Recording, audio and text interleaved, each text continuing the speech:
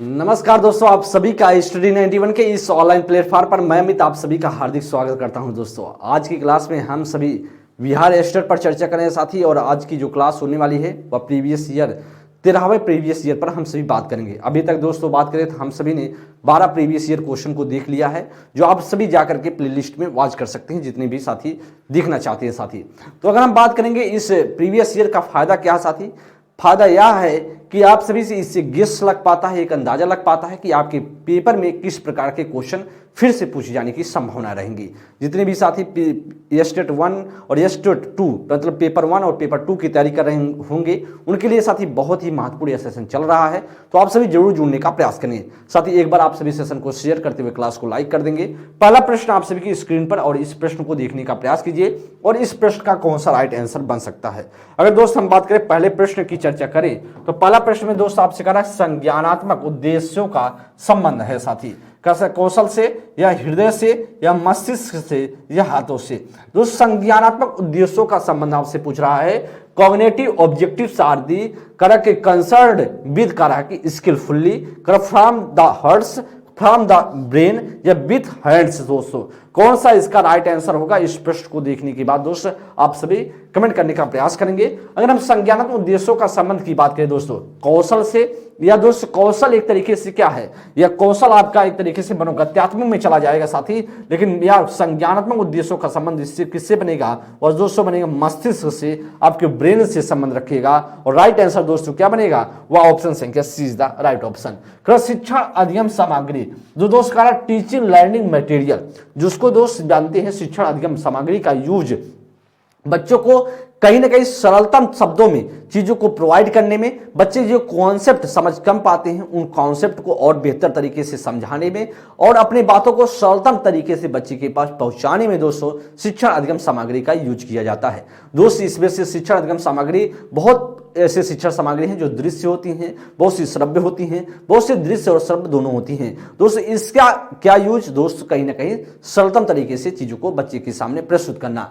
तो कारक की शिक्षण प्रक्रिया को रोचक, कारक की शिक्षण जो शिक्षण अधिगम सामग्री होती है वह शिक्षा प्रक्रिया को रोचक और आसान बनाती है, या जब कक्षा में शिक्षक ना हो तो बच्चों को व्यस्त रखने का आसान माध्यम होता है। दोस्तों यह भाषा की कक्षा में इनकी भूमिका का महत्वपूर्ण नहीं है। दोस्तों यह मांगे और टिकाऊ शिक्षण अधिगम सामग्री का श्रेष्ठ माना जाता है साथी। तो कौन सा इसमें से दोस्त आपका राइट आंसर बनेगा। अगर हम प्रश्न संख्या सेकंड नंबर की चर्चा करें तो प्रश्न संख्या सेकंड की बात करें तो दोस्तों आप जानते हैं कभी भी शिक्षण अधिगम सामग्री की बात करें कभी भी ज्यादा महंगी नहीं होनी चाहिए, ज्यादा मितव्ययी नहीं होनी चाहिए, ऐसा बोला जाता है। तो कहीं ना कहीं महंगे और टिकाऊ की बात नहीं की जाती दोस्तों। महंगा तो अपने आप से शिक्षण अधिगम सामग्री होना ही नहीं चाहिए। दोस्त आपका डी ऑप्शन तो हट गया। सी ऑप्शन में कहा भाषा की कक्षा में इसकी भूमिका का महत्वपूर्ण नहीं। दोस्तों क्यों नहीं है भाषा की क्लास में, दोस्त एकदम है, एकदम हो सकता है, इसका भी दोस्त गलत है। जब कक्षा में शिक्षक ना हो तो कहीं ना व्यस्त रखने का आसान तरीका, दोस्त ऐसा कोई यूज नहीं है कि शिक्षा अधिगम सामग्री का यूज व्यस्त करने के लिए किया जाता है। तो दोस्त मैंने आपको बताया कि शिक्षा प्रक्रिया को जो टीचिंग प्रोसेस है उसको कहीं ना कहीं इंटरेस्टेड बनाने के लिए साथी, कहीं ना कहीं उसको आसान बनाने के लिए इस शिक्षण अधिगम सामग्री का यूज किया जाता है। तो सीधा सा आपका क्या बनेगा, प्रश्न संख्या सेकंड का ए ऑप्शन आपका राइट आंसर बनेगा। नेक्स्ट प्रश्न आगे आपके सामने प्रश्न संख्या थर्ड की बात करें, उठो जागो तब तक नहीं रुको जब तक कि लक्ष्य की प्राप्ति ना हो जाता। तो दोस्त यह कथन किसने कहा है, डॉक्टर राधाकृष्णन ने, दोस्तों महात्मा गांधी जी के द्वारा, या टैगोर जी के द्वारा, या दोस्त कह रहा स्वामी विवेकानंद के द्वारा। दोस्त यह बहुत ही प्रचलित और बहुत ही दोस्त यह आपने सुना होगा इसके बारे में कि किसने कहा साथी। आपके सामने दोस्त क्या राधाकृष्णन होंगे, भाई साहब डॉक्टर राधाकृष्णन नहीं होंगे साथी। महात्मा गांधी इनके द्वारा भी नहीं कहा गया, टैगोर जी के द्वारा नहीं, स्वामी विवेकानंद जी के द्वारा बोला गया कि जब तक उठो और जागो, उठो जागो तब तक मत रुको जब तक कि लक्ष्य की प्राप्ति नहीं हो जाता, ऐसा कहने वाले थे स्वामी विवेकानंद जी ने। और आपका जो राइट आंसर होगा डी ऑप्शन राइट आंसर है।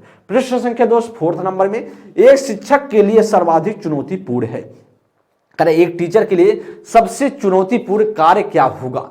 करें विद्यार्थियों को कक्षा में बैठा कर रखना दोस्तों सबसे महत्वपूर्ण कार्य है कि जो बच्चे हैं उनको को क्लास रूम में बैठा करके रखना, मतलब या दोस्त सबसे चुनौतीपूर्ण कार्य होगा, या गृह कार्य देना सबसे ज्यादा होगा, या शिक्षण अधिगम प्रक्रिया को आनंददायक बनाना, या प्रश्न पत्र तैयार करना। साथी तो सबसे ज्यादा महत्वपूर्ण सबसे ज्यादा चुनौतीपूर्ण कार्य क्या हो सकता है दोस्तों? तो प्रश्न पत्र तैयार करना दोस्तों चुनौतीपूर्ण कार्य नहीं है। ऐसा दोस्तों आप नहीं कह सकते कि भाई प्रश्न पत्र करना क्या चुनौतीपूर्ण कार्य होगा। आपने पढ़ाया है तो आपको पता होगा क्वेश्चन कौन सा है, आप आराम से बना सकते हैं, या दोस्तों नहीं होगा। कर भाई गृह कार्य देना या भी दोस्त नहीं होता। कर विद्यार्थियों को कक्षा में बैठा कर रखना, या दोस्तों बैठा कर रखने के लिए बच्चा आया है कि बच्चों को हम इंटरेस्ट के साथ चीजों को प्रोवाइड कर पाए, बच्चों को इंटरेस्ट के साथ बच्चों को सिखा पाए, यह सबसे ज्यादा बड़ा चुनौती का कार्य होगा। दोस्तों अगर हम आपको पढ़ा रहे हैं तो कहीं ना कहीं बीच बीच में या बीच बीच में नहीं, या हम आपको इंटरेस्ट के साथ एक रोचकता भरा चीजें प्रोवाइड करने की कोशिश करें कि क्या अच्छा पॉइंट है, कहां से क्वेश्चन आ सकता है, क्या यहां पर आपको गलती नहीं करना है, कैसे आपको इससे बचना है, गलतियों से कैसे आपको बचना है, ये सारी चीजों को हम आपके सामने रखेंगे। और बीच बीच में क्या करें कि आपको ऐसा चीजें प्रोवाइड करने की कोशिश करें जिससे आप प्रसन्नचित्त माहौल से, एक खुशहाल माहौल में दोस्तों चीजों को बेहतर कर पाएं। आपका एनवायरनमेंट ऐसा मैं क्रिएट कर दूं जो आपके सीखने सिखाने का एनवायरनमेंट होना चाहिए, उस प्रकार का क्रिएट करने की बात करेगा। तो राइट ऑप्शन दोस्तों प्रश्न संख्या 4 का सी ऑप्शन आपका राइट आंसर है। नेक्स्ट प्रश्न आगे करेंगे, शिक्षण अधिगम प्रक्रिया को आनंददायक बनाना हो जाएगा। नेक्स्ट प्रश्न दोस्त 5th नंबर, शिक्षा मनोविज्ञान एक विज्ञान है क्या? दोस्त शिक्षा मनोविज्ञान एक विज्ञान है क्या? शैक्षणिक नियोजन का, या शैक्षणिक सिद्धांतों का, या मानव व्यवहार का, इनमें से कोई नहीं। दोस्तों हम क्या मानते हैं शिक्षा मनोविज्ञान एक विज्ञान है, इसको दोस्तों हम क्या कह सकते हैं दोस्त देखेंगे और बताने का प्रयास करेंगे क्या आपका राइट आंसर होगा। तो दोस्त शिक्षा मनोविज्ञान एक विज्ञान है किसका? मानव व्यवहार का विज्ञान दोस्तों बोला जाता है। ऑप्शन संख्या C is the right option. तो ह्यूमन जो बिहेवियर के बारे में दोस्तों शिक्षा मनोविज्ञान होता है। नेक्स्ट प्रश्न संख्या दोस्त 6 नंबर, बच्चों को सीखने के लिए वह वातावरण अनुकूल है जहां बच्चे कैसे हों। पारिवारिक जो अनुशासन कड़ा हो तब बच्चा बेहतर सीख पाएगा, मतलब पारिवारिक जो अनुशासन होगा कड़ा होगा तो बच्चा बेहतर सीख पाएगा, या खेलने और गाने की आजादी हो तब बच्चा सीख पाएगा, या उनकी भाषा या पूर्व अनुभव एवं भावनाओं को सम्मान दिया जाए तब बच्चा बेहतर सीख पाएगा, या पाठ्य पुस्तकों की प्रधानता हो दोस्तों तब बच्चा सीख पाएगा। प्रश्न संख्या दोस्त 6 नंबर को आप देखने के बाद आपको साथ ही लग पा रहा होगा कि इसमें से कौन सा राइट आंसर बन सकता है।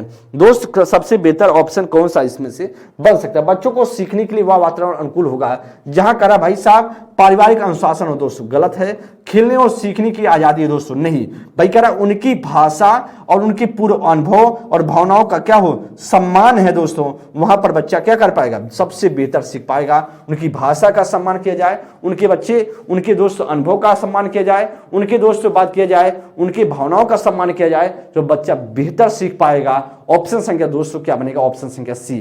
पाठ्य पुस्तकों की प्रधानता दोस्तों याद नहीं होगा, ऑप्शन संख्या C is the right option. अगर बात करें प्रश्न संख्या 7 नंबर की बात करते हैं, कह रहा कि वातावरण के अनुसार स्वयं को ढालना क्या कहलाता है?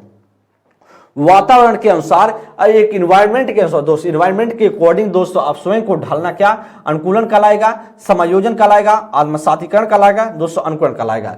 साथ ही प्रयास करेंगे आपसे बताने का कि इसमें से राइट आंसर कौन सा बन सकता है। राइट ऑप्शन दोस्तों हम जानते हैं कि आपको वातावरण के अनुसार स्वयं को ढालना दोस्तों क्या कहलाता है? अनुकूलन कहलाता है, एडॉप्शन कहलाता है दोस्तों। आपका जो राइट आंसर होगा ए ऑप्शन। देखिए दोस्त अनुकूलन की बात करें, अनुकूलन अगर बात करें तो 2 भागों में होता है, 2 भागों में बांट सकते हैं। एक तो आपका दोस्त कह सकते हैं समायोजन बोल सकते हैं, समायोजन दोस्तों बोल सकते हैं, एक बोल सकते हैं आप समावेशन या आत्मसातीकरण बोल सकते हैं। क्या? समावेशन बोल सकते हैं, समावेशन दोस्तों बोला जा सकता है। और समावेशन को दोस्तों हम किस नाम से बोल सकते हैं? आत्मसातीकरण के नाम से, आत्मसातीकरण के नाम से बोला जा सकता है, आत्मसातीकरण के नाम से बोला जा सकता है। साथी अगर हम बात करेंगे इस प्रश्न को देखने के बाद दोस्तों, समायोजन में दोस्तों क्या होता है? बच्चे के बीच जो पूर्व ज्ञान है और जो बच्चे का पहले से ज्ञान है अंतर किया जाता है, पूर्व ज्ञान और जो नई ज्ञान में दोस्त अंतर कर पाता है, इसमें दोस्त पुरानी और नई जानकारी को मिला लिया जाता है। क्या लिया जाता है? मिला लिया जाता है, मिला लिया जाता है दोस्तों, ऐसा आप कह सकते हैं।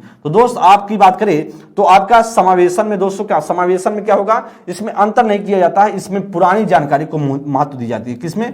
पुरानी जानकारी को महत्व दी जाती है, पुरानी जानकारी को महत्व दी जाती है, जानकारी को दोस्तों महत्व दी जाती है। और साथ ही आपका क्या इसमें से राइट आंसर साथ ही बन सकता है? ऑप्शन संख्या ए इज द राइट ऑप्शन। दोस्तों अपने आप को ढालना, वातावरण के अनुसार अपने आप को ढालना, स्वयं को ढालना दोस्तों अनुकूलन कहलाता है। सीधा सा ए ऑप्शन अपना राइट आंसर। प्रश्न संख्या दोस्त 8 नंबर, सीखने के संदर्भ में कौन सा विकल्प एकदम दोस्त सत्य है? आपके सामने दोस्तों सीखने के संदर्भ में कौन सा विकल्प असत्य है, मतलब कौन सा गलत है। इससे दोस्त आपसे पूछा गलत सेंटेंस की बात कर रहा है, कौन सा गलत सेंटेंस इसमें से बनेगा। तो सीखना व्यवहार में परिवर्तन को कहा जाता है, या सीखने के कारण दोस्त व्यवहार में परिवर्तन अभ्यास या अनुभूति के फलस्वरूप होता है, या सीखने में दोस्त व्यवहार में अपेक्षाकृत स्थायी परिवर्तन होता है, या इनमें से कोई नहीं साथी। तो प्रश्न संख्या दोस्तों 8 नंबर में कौन सा राइट आंसर बनेगा, इस प्रश्न को दोस्तों देखने का प्रयास करेंगे और बताने का दोस्त प्रयास करेंगे कौन सा इसमें से राइट आंसर। दोस्त असत्य की बात करें, सीखने संदर्भ में कौन सा इसमें से असत्य है, मतलब गलत कौन सा है दोस्तों। तो दोस्त अगर कहें सीखना व्यवहार में परिवर्तन को दोस्तों कहा जाता है, एकदम भाई साहब है। लर्निंग क्या कहा जाता है कि आपके व्यवहार में परिवर्तन को कहा जाता है, ये तो दोस्तों पॉजिटिव है। बी ऑप्शन में दोस्तों अगर सीखने के कारण व्यवहार में परिवर्तन अभ्यास अनुभूति के फलस्वरूप होता है, दोस्तों ए भी सही है, बी भी सही है। सीखने में व्यवहार में अपेक्षाकृत स्थायी परिवर्तन दोस्तों यह भी सही है, लेकिन इनमें से कोई नहीं दोस्तों, इनमें से कोई नहीं, यही पॉजिटिव होगा क्योंकि सभी के सभी दोस्तों राइट हैं। तो नन ऑफ दीज आपका इसमें से राइट आंसर होगा। ऑप्शन संख्या D is the right option. तो इसका कहीं ना कहीं पहला, दूसरा, तीसरा मतलब ए बी सी तीनों के तीनों राइट हैं। आगे दोस्त बात करें प्रश्न संख्या 9 नंबर का, RMSA दोस्तों क्या है।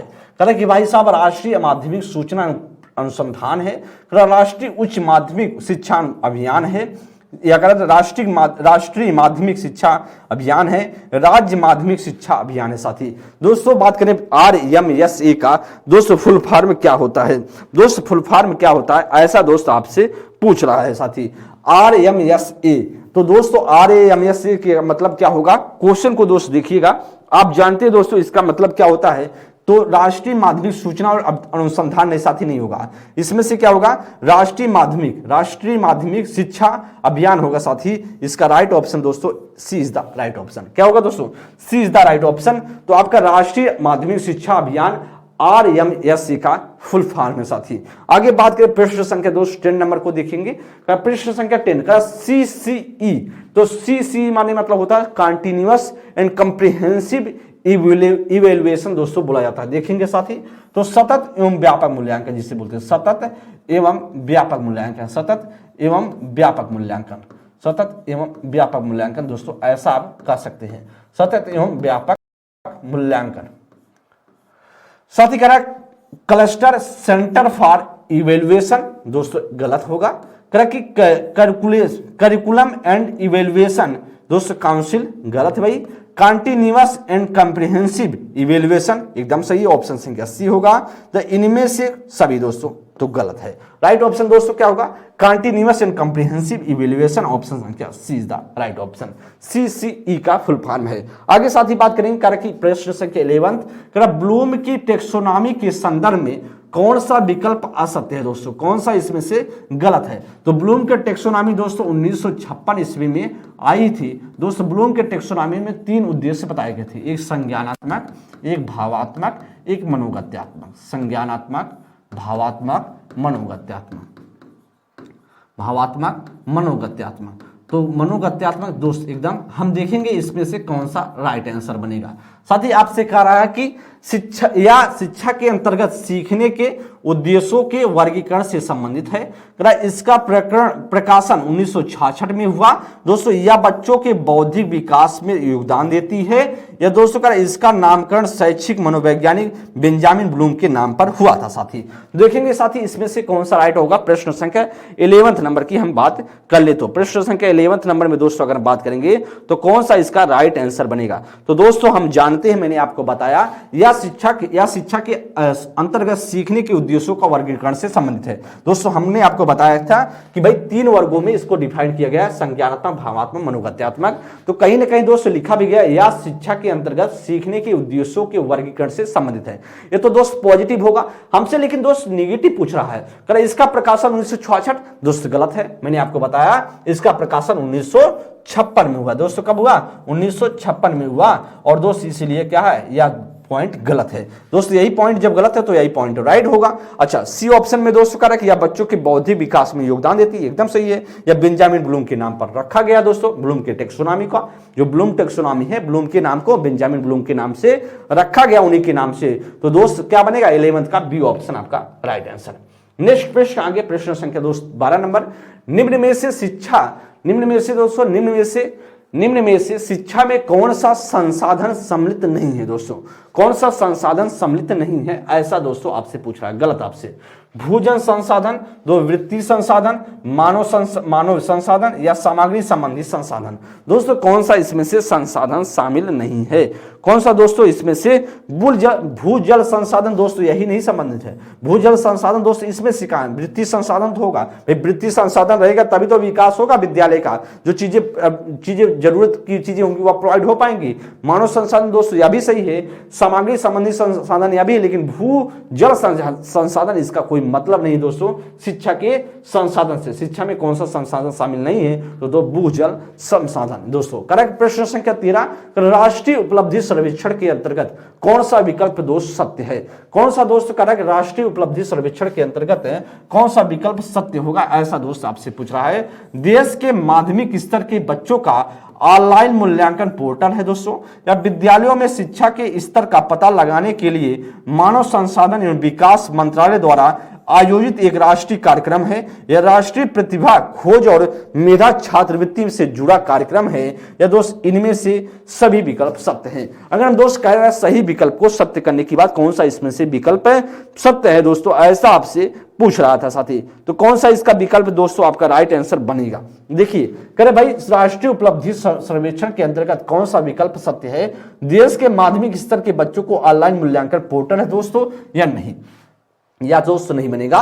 विद्यालयों में शिक्षा के स्तर का पता लगाने के लिए मानव संसाधन एवं विकास मंत्रालय द्वारा आयोजित एक राष्ट्रीय कार्यक्रम है दोस्तों, राष्ट्रीय उपलब्धि सर्वेक्षण।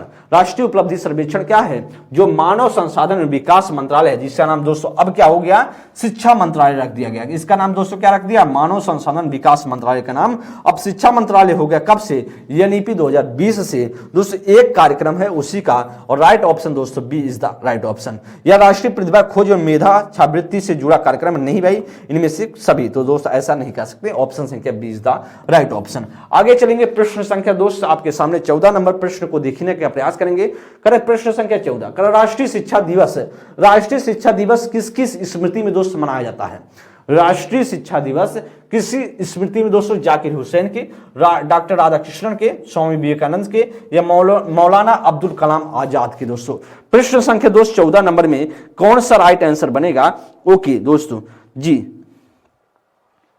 दोस्त अगर बात करें तो इसमें से दोस्त आपका या जो राष्ट्रीय शिक्षा दिवस है तो यह 11 नवंबर दोस्तों 11 नवंबर 2008 से इस दिवस को मनाया जाना शुरू किया गया।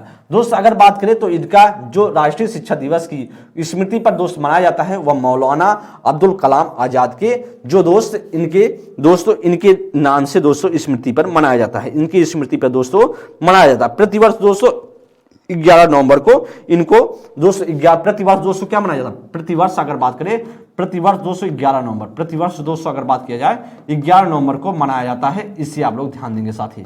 तो प्रतिवर्ष 11 नवंबर को और 11 नवंबर 2008 से दोस्तों इसे मनाया जाना शुरुआत किया गया, और साथ ही किसकी स्मृति पर? मौलाना अब्दुल कलाम आजाद की स्मृति पर। नेक्स्ट प्रश्न आपके सामने 15 नंबर, ऑपरेशन ब्लैक बोर्ड दोस्तों कार्यक्रम कब शुरू किया गया? 1986 के समय दोस्तों, 1987 में, 1992 में, 1996 में। दोस्त कब आपका यह राइट आंसर बनेगा? अच्छा प्रश्न है दोस्तों, इस प्रश्न को दोस्त देखने का प्रयास करेंगे आपका दोस्तों इसमें से कौन सा राइट आंसर बनेगा। दोस्त ऑपरेशन ब्लैक बोर्ड का कार्यक्रम दोस्तों कब शुरू हुआ? दोस्त एक आप जानते 1986 ईस्वी में 1986 ईस्वी में दोस्त अगर बात किया जाए तो आप जानते होंगे कि राष्ट्रीय शिक्षा नीति आती है। क्या आती है? राष्ट्रीय शिक्षा नीति। राष्ट्रीय शिक्षा नीति दोस्तों आता है, शिक्षा नीति दोस्तों आता है, शिक्षा नीति की बात किया जाए। और इस राष्ट्रीय शिक्षा नीति में दोस्तों ऑपरेशन ब्लैक बोर्ड की बात कही जाती है। ऑपरेशन दोस्तों, ऑपरेशन ब्लैक बोर्ड की व्यवस्था करने, ऑपरेशन ब्लैक बोर्ड की बात की जाती है दोस्तों। तो शुरुआत में ऑपरेशन ब्लैक बोर्ड की साथ ही बात करें तो शुरुआत में इसका 1 से 5 तक, 1 से 5 के बच्चों के लिए, 1 से 5 कक्षा के बच्चों के लिए, क्लास कक्षा के बच्चों के लिए दोस्तों आता है दोस्तों, बच्चों के लिए। लेकिन दोस्तों यह बात किया जाए तो कब दोस्तों, कब इसका समय है? तो दोस्तों आपका 1987 में, 1987 ईस्वी दोस्तों। अगर बात किया जाए इसके बाद दोस्तों 1992 ईस्वी में दोस्तों क्या होता है? 1992 ईस्वी में इसे 1 से 8 तक दोस्तों कन्वर्ट कर दिया जाता है दोस्तों। 6 से 8 मतलब 1 से 8 तक कर दिया जाता है, मतलब 6 to 8 मतलब और भी बढ़ा दिया जाता है। और दोस्तों आप जानते हैं 1986 की जो शिक्षा नीति थी, जो 1986 की शिक्षा नीति थी साथी, शिक्षा नीति थी, उस 1986 की शिक्षा नीति में बात करें, शिक्षा नीति में दोस्तों अगर बात करें तो आप जानते हैं कि इसको संशोधन किया जाता है। कब? 1992 ईस्वी में संशोधन किया जाता है दोस्तों, संशोधन किया जाता है 1992। और संशोधन के समय ही दोस्तों इसे 6 to 8 तक बढ़ा दिया जाता है। राइट ऑप्शन दोस्तों, B is the right option. क्या बनेगा? 1987 ईस्वी। नेक्स्ट प्रश्न आगे आपके सामने रखेंगे, प्रश्न संख्या 16 नंबर। इनमें से कौन समझे सीखे कार्यक्रम के 20 सूचकों में नहीं है दोस्तों? क्वेश्चन को देखिए, इनमें से दोस्तों करा कि कौन समझे सीखे कार्यक्रम के 20 सूचकों में शामिल नहीं है दोस्तों। सूचकों में कौन सा नहीं है? विद्यालय समय से शुरू एवं बंद दोस्तों, कक्षा 1 के लिए विशिष्ट रूप से निर्धारित पूर्णकालिक शिक्षक, या दोस्तों बच्चों का सिर्फ लिखित आकलन, या अंतिम घंटी में खेल कूद या कला और सांस्कृतिक गतिविधियां दोस्तों। प्रश्न संख्या 16 नंबर में साथी कौन सा राइट आंसर होगा? बहुत बेहतरीन प्रश्न है दोस्त, आप जानते हैं। इसे देखिए कौन सा क्या करा बात को, करा दोस्त करा कि इसमें से कौन सा नहीं है, मतलब कौन सा 20 सूचकों में कौन सा शामिल नहीं है। तो दोस्त करा विद्यालय समय से शुरू और क्या हो, एकदम बंद हो, स्टार्ट और क्लोज्ड हो, एकदम भाई सही है, या तो है। कक्षा के लिए दोस्तों, कक्षा 1 के लिए विशिष्ट रूप से निर्धारित पूर्वकालिक जो है, पूर्णकालिक दोस्तों क्या होना चाहिए? पूर्णकालिक जो शिक्षक होने चाहिए, यह भी दोस्तों शामिल है। लेकिन बच्चों का सिर्फ लिखित आकलन दोस्तों, ऐसा सिर्फ लिखित आकलन नहीं होगा। सिर्फ लिखित आकलन दोस्तों यह गलत है, और यही दोस्त आपका जब गलत है सिर्फ लगा दिया तो सिर्फ हम कह नहीं सकते सिर्फ लिखित आकलन ही होगा बच्चों का, मौखिक आकलन नहीं हो सकता क्या दोस्तों? आप जानते हैं क्लास 1 और क्लास 2 तक बच्चों का मौखिक आकलन की बात की जाती है दोस्त। डी में की बात करें, अंतिम घंटे में खेल कूद और कला सांस्कृतिक गतिविधियां होनी चाहिए, जिससे बच्चे में इंटरेस्ट, बच्चे में लास्ट समय में अंतिम क्लास छुट्टी होने के पहले बच्चों में कला संस्कृति ये सारी चीजें की एक्टिविटीज होनी चाहिए। तो 216 का सी ऑप्शन बनेगा। आगे हम बात करें प्रश्न संख्या दोस्तों आपके सामने है, ओके आपके सामने दोस्तों प्रश्न संख्या 17 नंबर कर मेरा विद्यालय शीर्षक लेख राजू द्वारा लिखा गया दोस्तों। मेरा विद्यालय शीर्षक है जो लेख दोस्तों किसके द्वारा? राजू के द्वारा लिखा गया। लेख अर्थपूर्ण है साथी, लेकिन व्याकरणीय अशुद्धियां भी हैं, मतलब लेख तो पूर्ण है लेकिन करा व्याकरणीय अशुद्धियां, मतलब व्याकरण में अशुद्धियां हैं। राजू के लिए कौन सी टिप्पणी उचित होगी दोस्तों? राजू के लिए आप क्या कहेंगे जो उचित होगा? करे भाई करेंगे आपका व्याकरण संबंधी ज्ञान काफी कमजोर है, ऐसा राजू को कहेंगे क्या? टीचर के रूप में आप दोस्तों ऐसा कहेंगे राजू को कि भाई आपका जो व्याकरण संबंधी ज्ञान है वह कमजोर है, ऐसा बोलेंगे? या लेख लिखने के पूर्व वर्तनी संबंधी ज्ञान अवश्य प्राप्त कर लें, ऐसा कहेंगे दोस्तों? या कहेंगे अपनी लिखावट गंदी और अशुद्धियों से भरी है, आपकी जो लिखावट है वह गंदी है और कहीं ना कहीं अशुद्धियों से भरी है, ऐसा कहेंगे? या कहेंगे आपने निबंध तो अच्छा लिखा है लेकिन कहीं कहीं पर व्याकरणीय अशुद्धियां जिसे अभ्यास द्वारा सुधारने की आवश्यकता है दोस्तों? आप राजू को क्या कहेंगे? एक टीचर के रूप में दोस्तों आप क्या कहेंगे, यही आपसे दोस्त पूछ रहा है। तो दोस्त ऐसा सीधा सा प्रश्न है दोस्त, ऐसा भाई वह तो बच्चा पूरी तरीके से राजू जो शीर्षक लिखा है मेरा विद्यालय वह सब कुछ सही लिखा है, लेकिन कहीं ना कहीं व्याकरणिक कहीं ना कहीं क्या अशुद्धियां कहीं कहीं दी गई हैं, मतलब उसके द्वारा हो चुका है। तो ऐसा कुछ नहीं कहेंगे आपका व्याकरण संबंधी ज्ञान कमजोर है, काफी कमजोर, ऐसा दोस्त कहेंगे तो बच्चा जो सूझे कर पा रहा था, जो बेहतर कर पाया था, अर्थ तो अच्छा लिखा था दोस्त, अर्थपूर्ण तो सही था, लेकिन उसमें भी बच्चे में दिक्कतें होंगी, बच्चा मोटिवेट मोटिवेट नहीं हो पाएगा। दोस्तों आपको मोटिवेट बच्चे को रखना है और बच्चा हतोत्साहित किसी भी हालत में ना हो पाए। तो दोस्त ऐसा कुछ नहीं कहेंगे, लेख लिखने के पूर्व कहेंगे वर्तनी संबंधी ज्ञान अवश्य प्राप्त करें, ऐसा कुछ कहेंगे दोस्तों वह डिमोटिवेट हो जाएगा। उसकी लिखेवट गंदी और तो ये तो एकदम खराब है दोस्तों, ऐसा कुछ नहीं कहेंगे। लेकिन कहेंगे भाई आपने निबंध तो अच्छा लिखा है, आप बोलेंगे आपने निबंध राजू जी बहुत अच्छा आपने लिखा है, और कहीं कहीं पर व्याकरणिक अशुद्धियां आपने कर दिया है जिसे अभ्यास द्वारा सुधारने की आवश्यकता है। जैसे जैसे आप अभ्यास करते जाएंगे, प्रैक्टिस में लेते जाएंगे, धीरे धीरे आपकी अशुद्धियां दूर होती जाएंगी। ऑप्शन संख्या दोस्त डी ऑप्शन इसका राइट आंसर है। और अभ्यास दोस्त इस तरीके से राजू क्या हो जाएगा, मोटिवेट होगा और बेहतर करने की कोशिश करेगा। प्रश्न संख्या दोस्त 18, उत्पीड़ितों का शिक्षा शास्त्र का लेख है दोस्तों। उत्पीड़कों का शिक्षा शास्त्र के लेखक कौन है? फ्रेडरिक फ्रावेल, जो फ्रांसिस बेकन, पाउलो फ्रेल दोस्तों मदन मोहन मालवीय। दोस्तों उत्पीड़ितों का शिक्षा शास्त्र किसके द्वारा लिखा गया है? अच्छा प्रश्न है दोस्तों। यह पुस्तक किसके द्वारा दोस्तों लिखा गया है? कि पाउलो फ्रेर के द्वारा दोस्तों लिखा गया है। पाउलो फ्रेर के द्वारा यह लिखा गया है, इसे आप लोग ध्यान देंगे। साथी आगे हम बात करेंगे प्रश्न संख्या दोस्तों 19 नंबर के लिए। शिक्षक साथी है, शिक्षक जो है साथी है, शिक्षण सहयोग की संदर्शिका का, या दोस्त शिक्षक सहयोग संदर्शिका का, या शिक्षकों की समस्याओं के समाधान का गैर सरकारी मंच का, या दोस्तों बिहार शिक्षा परियोजना परिषद पटना द्वारा प्रकाशित शैक्षिक पत्रिका का। दोस्तों क्या शिक्षक साथी दोस्तों किसका है? शिक्षक साथी है दोस्त किसका? अच्छा प्रश्न है साथी। अब जानते हैं शिक्षक जो साथी है किसका, वह दोस्तों किसका साथी बोला जाता है? वह बच्चों का दोस्तों। यहां पर शिक्षण सहयोग संदर्शिका का दोस्तों यह साथी होगा। शिक्षक साथी है दोस्तों, शिक्षक है शिक्षण सहयोग संदर्शिका का दोस्त बोल सकते हैं, टीचिंग सपोर्ट गाइड का दोस्तों है, और इसलिए साथी आपका राइट ऑप्शन बनेगा ए। यह चीजें आपका बी ऑप्शन गलत है, सी ऑप्शन गलत है, डी ऑप्शन दोस्त गलत है। नेक्स्ट प्रश्न 20 नंबर। भारतीय संविधान के किस भाग में प्रत्येक नागरिकों को अपने धर्म के अनुसार शिक्षा देने की अनुमति है? दोस्तों क्या कहते केंद्र और राज्यों की समवर्ती सूची में, या दोस्त मूल अधिकार में, राज्य सूची में, या इनमें से कोई नहीं? दोस्त कौन सा इसका राइट आंसर बनेगा? कौन सा इसका दोस्तों आपका राइट आंसर बन सकता है? बेहतरीन प्रश्न है साथी, और इस प्रश्न को दोस्त बताने का प्रयास करेंगे जी। ओके, इसे दोस्त आप सभी बताने का प्रयास करेंगे। हम जानते हैं दोस्तों कि धर्म के अनुसार शिक्षा की अनुमति है। तो दोस्त आपने सुना होगा आर्टिकल 25 से, क्या आर्टिकल दोस्तों 25 से 28, 25 से दोस्तों 28 की बात करेंगे। आर्टिकल 25 से 28 की बात कही गई है कि भाई साहब प्रत्येक नागरिकों का की बात करें, कहीं ना कहीं अपने धर्म के अनुसार शिक्षा की अनुमति दी गई है। और दोस्त या 25 से 28 क्या आर्टिकल या बच्चों का, लोगों का क्या है, मौलिक अधिकार है दोस्तों। क्या है? मौलिक अधिकार है, लोगों का क्या है, मौलिक अधिकार है। और इसलिए साथी आप कह सकते हैं आपका जो राइट आंसर होगा ऑप्शन संख्या 20 द राइट ऑप्शन।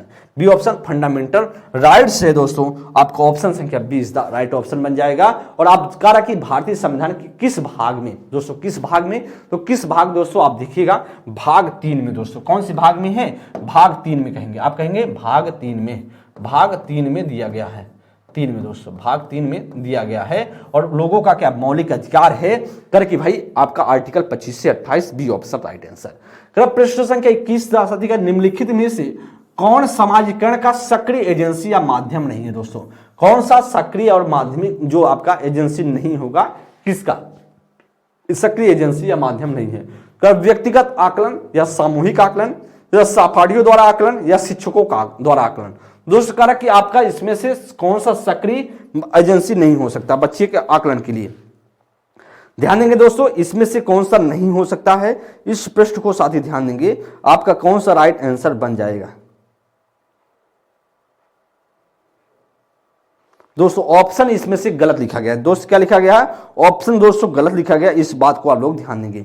इस बात को दोस्तों ऑप्शन इसमें से क्या है? ऑप्शन दोस्तों इसमें से गलत, या दोस्तों क्वेश्चन तो यहां तो सही है, क्वेश्चन सही है दोस्तों, लेकिन ऑप्शन क्या है? सभी की सभी क्या है? गलत है। ऑप्शन दोस्त या सभी के सभी गलत हैं, क्योंकि इसमें दोस्त ऐसा नहीं होगा दोस्त, या प्रश्न ही और क्वेश्चन तो सही लिखा गया है दोस्तों, ऑप्शन ही दोस्त गलत लिख दिया गया है। तो कोई बात नहीं दोस्त, या तो क्वेश्चन ही गलत है, इसे हम कट कर देते हैं 21 नंबर के लिए, या क्वेश्चन ही दोस्त गलत है क्योंकि क्वेश्चन सही है, ऑप्शन को गलत रखा गया है। आगे हम बात करते हैं प्रश्न संख्या 22 नंबर, यह दोस्त सही है। ठीक, निम्नलिखित में से कौन सामाजिकरण का सक्रिय एजेंसी नहीं दोस्तों, यही आपका राइट आंसर दोस्तों। यह देखिए यहां पर सही है, क्वेश्चन दोस्तों सेम का सेम है, लेकिन निम्नलिखित में से कौन सामाजिकरण का सक्रिय एजेंसी या माध्यम नहीं है, क्वेश्चन तो सेम सही है दोस्तों, लेकिन ऑप्शन यहां पर बदला गया है। परिवार, विद्यालय, रेलवे स्टेशन, धार्मिक संस्था। दोस्त हम जानते हैं परिवार क्या है, परिवार बच्चे का जो है अनौपचारिक है, अनौपचारिक है दोस्तों, अनौपचारिक संस्था बोली जाती है, अनौपचारिक संस्था बोली जाती है। और दोस्त हम जानते हैं प्राथमिक संस्था बोली जाती है। ठीक है दोस्त, विद्यालय क्या है, द्वितीयक है। और दोस्त यहाँ पर बोली जाती है औपचारिक संस्था बोली जाती है। क्या और औपचारिक दोस्तों, औपचारिक संस्था बोली जाती है, एक तरीके से आप कह सकते हैं सेकेंडरी के अंतर्गत आता है। रेलवे स्टेशन दोस्तों यही होगा, क्योंकि आपका यह माध्यम नहीं है सक्रियता का। ऑप्शन संख्या दोस्त C is the right option. Railway station दोस्तों यही आपका गलत है, तो गलत ऑप्शन होगा दोस्त सी। धार्मिक संस्था की बात करें दोस्तों, आप जानते हैं यह क्या है, द्वितीयक संस्था होगी, द्वितीयक दोस्तों संस्था बोली जाती है, द्वितीयक संस्था जिसे हम साथी बोलते हैं सेकेंडरी एजेंसी बोला जा सकता है। तो आपका दोस्त राइट ऑप्शन होगा, C is the right option. 23 नंबर, बच्चों का आकलन क्यों किया जाना चाहिए। भाई कह रहा बच्चों का आकलन क्यों किया जाना चाहिए, आप कह रहा कि किया जाना चाहिए से संदर्भित इनमें से कौन सा गलत विकल्प है। दोस्त कह रहा बच्चों के व्यक्तिगत और विशेष जरूरतों को पहचानना, इसके लिए आकलन करना चाहिए साथी। देखेंगे साथी, कह रहा कि आपका इसमें से क्यों गलत है, गलत विकल्प को कौन है दोस्तों, गलत विकल्प है कौन है, कह रहा बच्चों के व्यक्तिगत और विशेष जरूरतों को पहचानने के लिए दोस्तों किया जाना चाहिए। या कह रहा दोस्तों कौन सा, कह रहा कि कक्षा में चल रही सीखने सिखाने की प्रक्रिया को बेहतर बनाना, या दोस्तों बच्चों को प्रोत्साहन राशि प्रदान करने हेतु उपयुक्त बच्चों की पहचान करना, या दोस्तों बच्चों में आकलन के प्रति व्याप्त भय को दूर कराना और स्वयं आकलन के लिए प्रोत्साहित करना। प्रश्न संख्या दोस्त 23 नंबर में कौन सा राइट आंसर होगा, प्रश्न संख्या दोस्त 23 नंबर में कौन सा आपका राइट आंसर बन सकता है। दोस्त प्रश्न संख्या 23 नंबर के लिए कौन सा राइट आंसर बन सकता है। अच्छा प्रश्न है साथी, कि भाई आपको अगर बच्चों का आकलन क्यों किया जाना चाहिए, इसके संदर्भ में संदर्भित इनमें से कौन सा विकल्प है, गलत विकल्प है साथी। बच्चों के व्यक्तिगत और विशेष जरूरतों को पहचाना, भाई मूल्यांकन या आकलन इसी वजह से किया जाता है कि बच्चे का जो व्यक्तिगत और विशेष जरूरत है उसको हम पहचान कर पाए और उसी के हिसाब से बच्चों को हम चीजें प्रोवाइड कर पाए। तो दोस्त या तो पॉजिटिव बनेगा, भाई या तो पॉजिटिव है, लेकिन हमसे दोस्त गलत पूछ रहा, ठीक है। तो कह रहा कि कक्षा में चल रही सीखने सिखाने की प्रक्रिया को बेहतर बनाना है। दोस्त आकलन इसी वजह से होता है, जो सीखने सिखाने की प्रक्रिया चल रही है, टीचिंग लर्निंग प्रोसेस चल रहा है, कि कहां पर कमियां खामियां है उसको दूर करने के लिए आकलन या मूल्यांकन किया जाता है।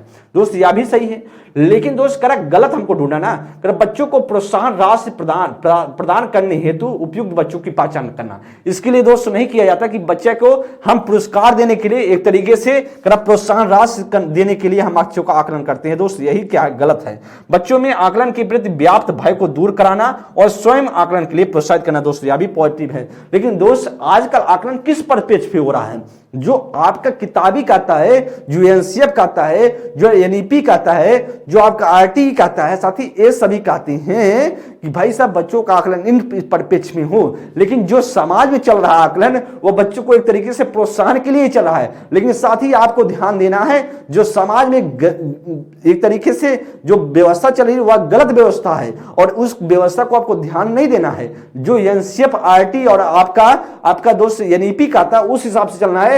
तो बच्चों को प्रोत्साहन राशि प्रदान करने के लिए उपयुक्त बच्चों की पहचान करने के लिए हम क्या करते हैं, आकलन नहीं करते साथी। इसीलिए साथी आपका ऑप्शन संख्या सी बनेगा।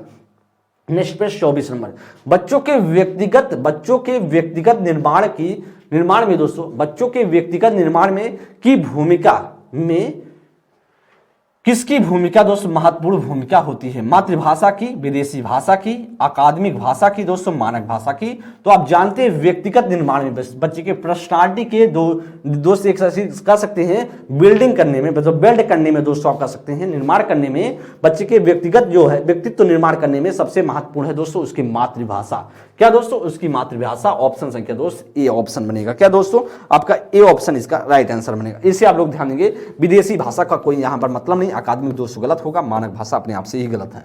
दोस्तों वाइगोत्स्की के सिद्धांत में विकास के किस पहलू की उपेक्षा की गई है दोस्तों, सामाजिक, जैविक, भाषाई या सांस्कृतिक। दोस्तों आप जानते हैं वाइगोत्स्की की बात की जाए, वाइगोत्स्की की अगर हम चर्चा कर लें दोस्तों, कहाँ के, रूसी मनोवैज्ञानिक थे। क्या दोस्तों, रूसी मनोवैज्ञानिक थे। अगर हम साथ ही बात करें, रूसी मनोवैज्ञानिक थे, साथ ही साथ हम बात कर लें दोस्तों, इनमें से अगर बात की जाए रूसी मनोवैज्ञानिक, ऊपर से इनका जो सिद्धांत कहलाता था सामाजिक सांस्कृतिक का सिद्धांत। क्या कहलाता था, सामाजिक सांस्कृतिक का सिद्धांत।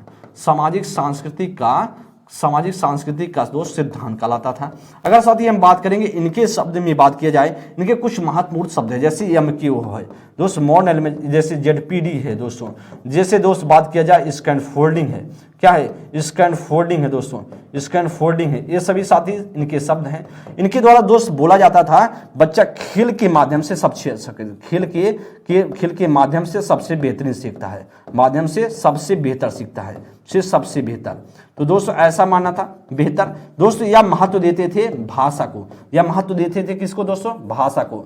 महत्व देते थे दोस्तों सांस्कृतिक को, सांस्कृतिक को दोस्तों महत्व देते थे, क्योंकि इनके सिद्धांत में ही सामाजिक सांस्कृतिक का। या दोस्तों किसको ध्यान देते थे, समाज को दोस्तों, समाज को, सामाजिक प्रक्रिया को दोस्तों या महत्व देते थे, क्योंकि इनका ही दोस्तों अगर बात की जाए, इनके सिद्धांत में ही साथी क्या था, इनके सिद्धांत में ही क्या था दोस्तों, कि समाज से अंतःक्रिया कराना बच्चों को।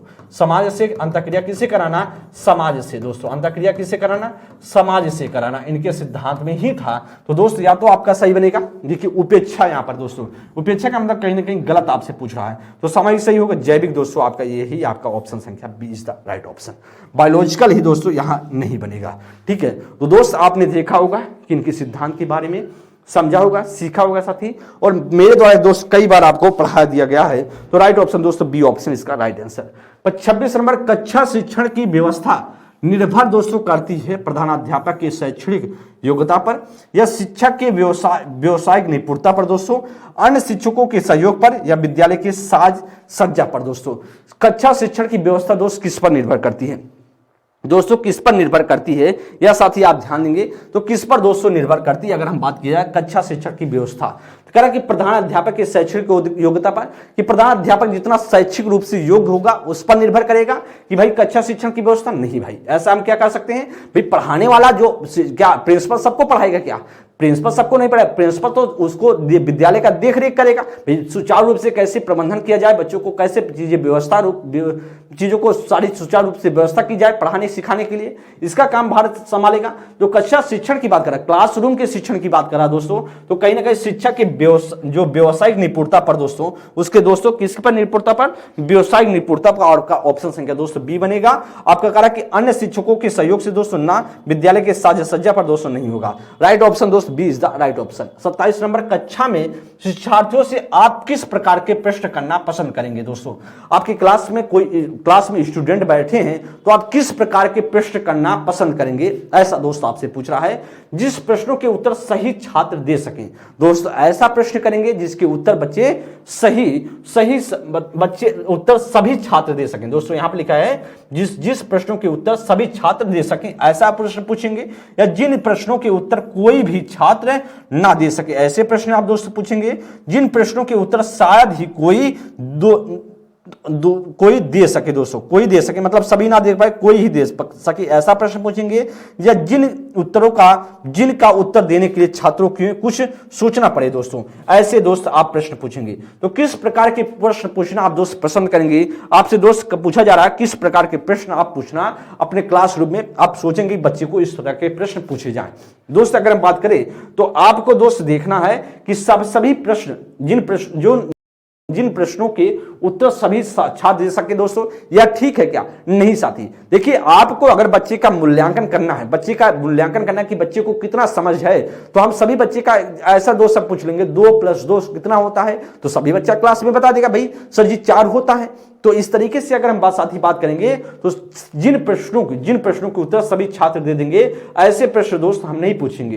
भाई 2 + 2 से क्या बच्चा सीख जाएगा, क्या जीवन में कभी आगे बढ़ पाएगा, नहीं बढ़ पाएगा। दोस्त गलत है। जिन प्रश्नों के उत्तर कोई भी ना दे सके दोस्तों, ऐसा भी प्रश्न नहीं पूछेंगे भाई, ऐसा नहीं तो बच्चा हतोत्साहित हो जाएगा, मामले बिगड़ जाएगा। जिन बच्चों के उत्तर शायद कोई ही दे सके, ऐसा भी दोस्त ना पूछेंगे कि कोई ही दे सके सभी ना दे पाए, मतलब सभी ना मतलब जो अच्छे तरीके से मेहनत करा वह तो दे।